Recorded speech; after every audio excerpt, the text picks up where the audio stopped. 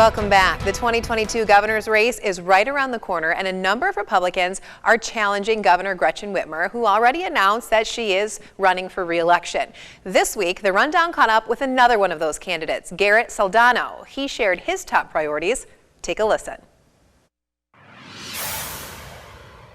We want to make sure that we're building a great foundation, and we have a great foundation in this country and the state. It's called the Constitution. And we want to make sure that no governor can ever do what Governor Whitmer has done to us over the past 2 years, again, with also not only unilaterally controlling over us, but also weaponizing the health department. Because who in their right mind would want to come back to the state of Michigan right now and open up a business with the threat of restrictions or another lockdown with the next cold and flu season? So we need to limit government again, and we need to make sure that those words on that piece of paper mean something. And that's our foundation.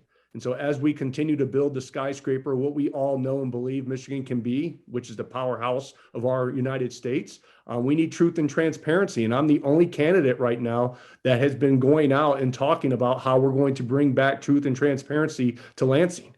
We are the 50th out of the union in corruption politically, and that's just unacceptable. And so people want to be told the truth again.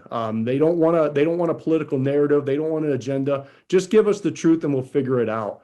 Along with bringing back truth and transparency, we're going to limit government. And we're going to do that by cutting regulations and making sure that we're lowering taxes. And we need to start investing into our energy infrastructure, which we're all feeling right now. Solar and wind can complement the grid, but we need long-term energy solutions in the state of Michigan, especially when we plug in our automobile fleet by 2030 and 2050. So as Michigan's next governor, I'm going to start bringing some foresight to the equation so we can have long-term solutions. And when we do that, we're going to start attracting businesses to the state of Michigan. And with these businesses comes jobs. With jobs comes families.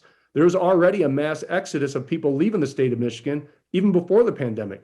So we need to attract those businesses and those families back, and that increases tax revenue. I believe in choice. I believe in medical freedom.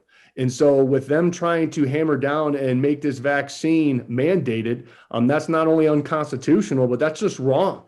People should always have a choice, and I've been very outspoken on that. And natural immunity, it also has a place at the table with this thing. And there's so many different ways, especially with the data and the science that we have at our hands today. There's so many ways to deal with COVID. It's just common sense solutions. Vaccinate if you choose, a wide variety of therapeutics available, natural immunity, turning your body into an environment of greatness. You know, let's start talking about the immune system again. That's what God gave us to deal with these types of situations. And we should do everything in our power to make sure that we're strengthening the immune system.